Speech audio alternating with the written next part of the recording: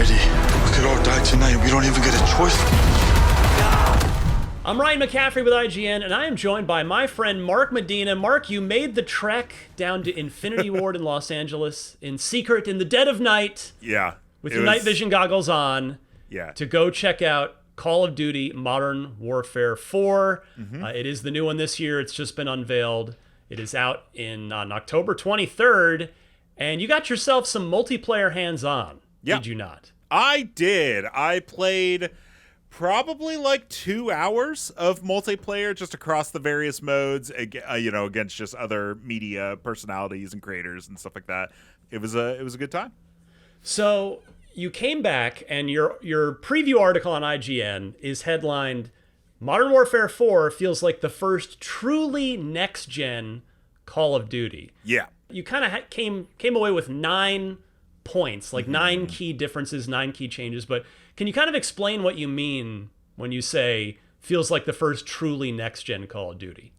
Yeah, Call of Duty's always kind of known to push graphical fidelity and all that kind of good stuff.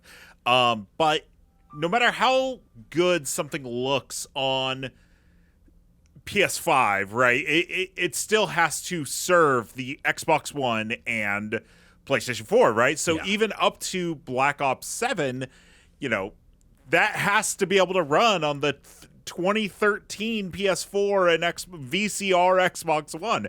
And so it's one of those things where it's like when you play it, you're like, oh, this looks great. This looks so good. And then you jump into Modern Warfare for the first time and you're like, oh, never mind. No, Black Ops 7 looked not that great. Never mind. This is what looks good. And it's like, it's immediately apparent that they are not having to cater to those older consoles anymore. Yeah, 5 years into the generation, almost 6. Yeah. Actually, I guess by the time the game comes out, it is 6 years into the generation. Yeah. So that is good news that they're finally leaving last gen behind, and it's great that you can see it on the screen immediately. Yeah. That is awesome. Yeah. So what's weird, real quick, sorry, what's weird about that is the fact that we're already having next gen conversations, and this is the first truly current gen Call of Duty, but that has nothing to do with the preview. It's true. You are correct. This is that's a whole separate console watch topic. So you came away with 9 key changes, and I wanted to have you talk through them all for us here. Let's start with, you mentioned movement. So what's the deal with movement in Modern Warfare 4 multiplayer? Yeah, so the big thing people are going to notice with this game, especially since there hasn't been a Modern Warfare in a while, is that there is no more omni movement. What that means is you can no longer sprint left and right and backwards. There's no wall jumping. There's nothing like that, right? It is a more grounded kind of boots on the ground. The tagline they keep using is that it's like an action movie, but still set in realism, right? Like everything is theoretically possible, but it's set in a world where you never get tired and surfaces are never slippery. So yeah, but they've made a lot of changes to movement because of this, right? So no omni movement, but there's mantling in different ways than there used to be. So before, you would mantle onto a ledge or something like that, and your character would just climb up and there was nothing you can do about it. They've changed it in a few ways now. One is you can cancel a mantle now. So if you're mantling up and you happen to peek over and you see somebody, you can be like, nope, don't want to do that, and you can mantle out. Another thing you can do is just do a simple ledge grab, which is you go halfway through a mantle and then you're just holding onto the ledge, and you can actually aim your gun over the cover and shoot people while still kind of peeking behind the cover. And then the third thing is that you can shimmy now. So they're calling it a ledge shimmy. So if you're on a ledge, you can now move left and right and reposition yourself, get yourself still in cover, but still be able to do shots. Alongside the mantling is they have a backwards slide, so you can do a backwards slide that allows you to still shoot your gun. Not totally new, but I think this is the first time you can do it backwards. You can also slide into a ladder, like a ladder climb. So if you're on a roof and there's a ladder, you can slide and your character will automatically spin and grab onto the ladder, and you can start going down. That's pretty cool. And then the last major big thing is that you can climb up poles and stuff now. So if you see an apartment building and you see a pole, you can actually climb up that pole and then almost like Assassin's Creed style vault over to a window and then climb through the window. So they've added that. And then one more thing is that there's tactical sprint still, which is when you double tap the sprint and you throw your gun up and you start running super fast.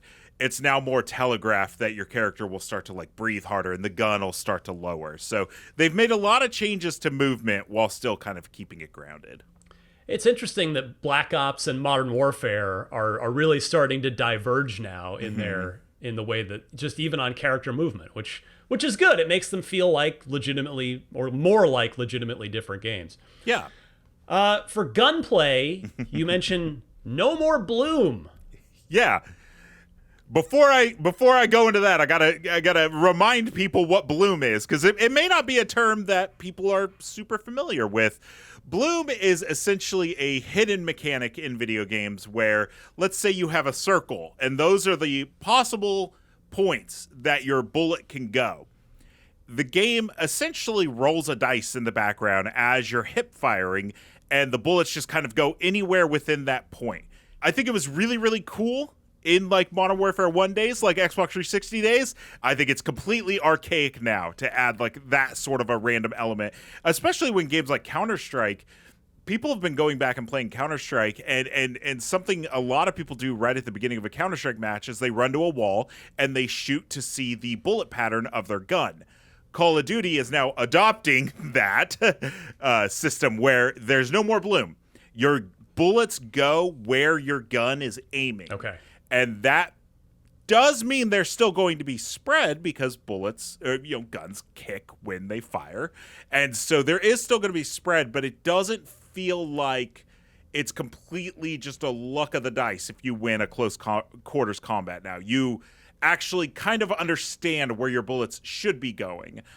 And they've worked hard on this to make sure it's like the sniper rifle is not the best shotgun in the world anymore. Yeah. Because they said when they first started, basically people were hip firing snipers, across, shooting sniper rifles from across the map and just hitting shots, because it's like, well, if the sniper rifle's pointing forward and there's no bloom, it's going to just hit people. And so they've added, kind of gun sway and stuff like that. So it just, bloom is gone, but that feeling of kind of randomness could still feel there, but there's like an honest answer for it now, I guess is the best way to put it. Nice. Okay. So next you mentioned that weapons feel like they belong in the world now. What do you mean by that? Yeah, so normally when you play any shooter, to be honest with you, right, your gun is just in front of your character, and if you run up to a wall, what happens, right? It's essentially like the tip of your gun is more or less just stopping your movement, right? So now, when you run up to a wall, your gun will actually kind of be pushed more up against your body, right? I see. When you are peeking around cover, your gun... It's this like action movie thing, right, where people naturally think that your gun should be the first thing that enters a door, and that's actually like completely not true, because that's the best way to get disarmed in something like an action sequence. And so Call of Duty's kind of taking that, right, where now if you're peeking, your gun will still be kind of hidden. It's kind of your eye is the first thing through the door. And so there's just a lot more. You'll notice it like when you're playing it, you'll see that your gun just moves it moves a lot more than it used to. Yeah. But that's realism, right? That's how guns actually work. Nobody's just holding their gun out, right? They're constantly moving it. They're constantly pushing it up against their body. And so kind of how you see in like Uncharted and the new just released 007 First Light, where when he walks through a doorway, he'll kind of like put his hand there. And it's kind of like these reactions to the environment. That's what you're seeing now with the guns in Call of Duty, is it's fully aware that you're up against a wall and it's reacting to that naturally. Nice. This next one, I guess we kind of touched on this at the top, but you say dropping last gen was clearly the right call. Yeah. So not only graphically, but they're doing a thing now where the map you're entering is not the map you're leaving. And what I mean by that is not only does it look pretty, But all maps have decorations, and now these decorations can be shot off the table and stuff like that, right? So if you see like a dish set and you go in there and you shoot it all up, that dish set's just going to stay on the ground all shot up. Yeah. Bullet holes are going to stay in the walls, and these are normally things that either A, couldn't be interacted with before, or the game would quickly despawn to save that memory for the actual gameplay. And now you're entering a map that looks pristine and you're leaving a map that looks super messed up, right? Because that's all just staying on the map. And they said that that's basically not possible with the memory limitations of PS4 and Xbox One, but the PS5, PC, and Xbox Series X and S allows for those decorations and just visual aesthetics to persist throughout a whole round without the need to despawn them for other things. Cool. That's good stuff. All right. Apex attachments, you say, are where things get a little wild. Yeah. So every gun in every Call of Duty has its own leveling up system.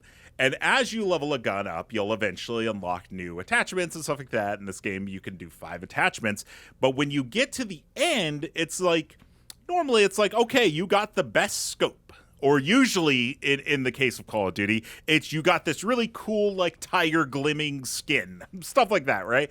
In this one, you're getting Apex attachments. They are separate from your normal gunsmith loadout, and they get added, and they change fundamental things about your gun. So some examples are having a pistol that when you go into the Apex mode, all of a sudden becomes a hammer fire pistol that as quick as you can pull the trigger is as quick as the pistol could shoot. Another really cool one was it's a shotgun that they added a strobe light to. So now you're basically walking around with a flashbang in your eyes. So now people are getting blinded when they walk into a room, and then they're getting shotgunned. Other ones is like, adding underbarrel shotguns or grenade launchers. One really, really cool one was taking a submachine and adding throwing knives to it. So the character will kind of move it over and then be throwing knives. So it's that just kind of cool stuff where you're like, okay, I have used this gun a lot, and now I'm actually getting some sort of like actual fundamental kind of special bonus for staying dedicated to that gun. And I mentioned in the preview as well that those attachments will stay after somebody's been killed, right? So if you have a really cool Apex gun, there's a good chance you'll eventually fall victim to that because somebody else will pick it up and use it, and then vice versa. While we're on the subject of guns, talk about Gunny, which you say is basically Gunsmith, but without the headache. Yeah, so Gunny is my favorite thing that they've added to this year's Call of Duty, which is you want to try a new gun or you've been leveling up a gun and you're going through the gunsmith and you're like, okay, this has this kind of sight, but does this kind of sight match up with the actual caliber of bullets that I'm using or the buck of the gun, all these different things. You're like, am I building a good gun or am I building a monstrosity? The pro Call of Duty people are aware, but me, I'm over here on YouTube being like, how do I like make something actually where it's not like a Frankenstein's monster of a gun? And so what Gunny does is now when you go to the gunsmith, it'll say like run and gun, close range, long range, balanced, and you just select it and it goes, okay, this is the gun you want to use. Here are the attachments for that playstyle that you've selected. So then from there, you could be like, okay, but I don't like that scope. So I'm going to change the scope still. But everything else, I trust you with. Or you could be like, I want to do run and gun. And you're like, actually, I don't like what you've built. I'm going to click run and gun again. And it'll build another setup for you. And it's all still just based on stuff you've unlocked. But it gets rid of that, I would say, like math in between matches where you're like, what's the best kind of, you're just like, no, this is my kind of preset loadout based on what I've added to my gun. And it makes for some really cool but very easy ways to make loadouts and actually stay competitive. Sweet. All right, quickly tell me about maps, modes, and lots of variety.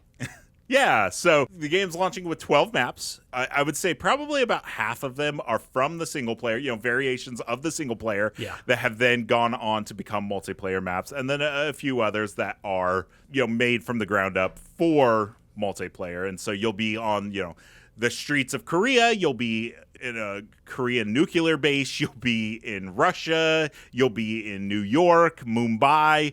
It's a globe-trotting game, and the multiplayer kind of lends itself to that. There's one specific map called Kill Block, which is really cool, which is basically they have what they call slabs. And so you play a 10v10 gunfight mode, which for folks that don't know, it's between rounds. You're getting put with a gun that everybody's using the same gun. And it's 10v10 permanent death until the next round. And what it does is the map is constantly changing. So every time between rounds, the map, there's 3 sections. One of the sections might change, or 2 of them might change, or the middle might change. And so every single time you finish a round, not only are you getting a new gun that you have to play with, but also the map is completely different. Cool. And they're really proud of it. They said that there's over 500 combinations, so it's very unlikely that anybody will ever play the same thing twice. But I don't know about that. Yeah. A lot of people play Call of Duty. But then when I asked them about a seed possibility, they said that they eventually might do something down the road where it's like, I really like this combination, so I want to do a custom game and type in these string of numbers, and that's the combination I'm going to get. Sweet. All right, and the final thing, talk to us about Prestige this time around. Yeah, this is where I get my name in the credits for Modern Warfare 4. So, they have 2 Prestige modes in this game, which is Prestige Classic and Prestige Regular. Prestige Classic is your normal, level up to level 55, reset everything, rank, guns, everything gets reset, but you get multiple rewards. You get a Prestige badge, and you get to start over, this time with an XP boost.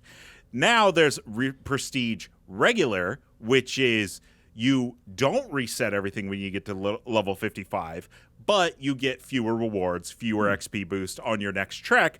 But it's for the people that want to say, I've prestige, I've earned the next badge, but I still have all my guns and attachments. And my gripe with them came from the fact that didn't make sense, that regular it should be called Prestige New. So, and they said that they're working on that. So we'll see what it's called by the time it's done. And if you see a big special thanks to Mark Medina in the credits, that's why.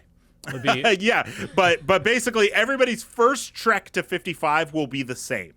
Then at 55, you get to choose Prestige Classic or Prestige Regular.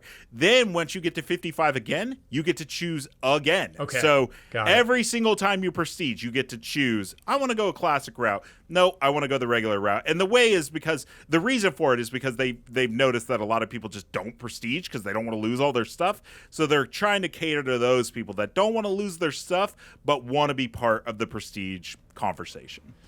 Lots of new stuff in there. Mark Medina, Call of Duty Modern Warfare 4. We're going to get to see more of this at the Xbox Showcase on June 7th, which will be airing live right here on IGN. I'll be hosting our live pre- and post-show for that, so come hang out beforehand and then stick with us after for all of our reactions and analysis. Mark Medina, thank you so much, sir.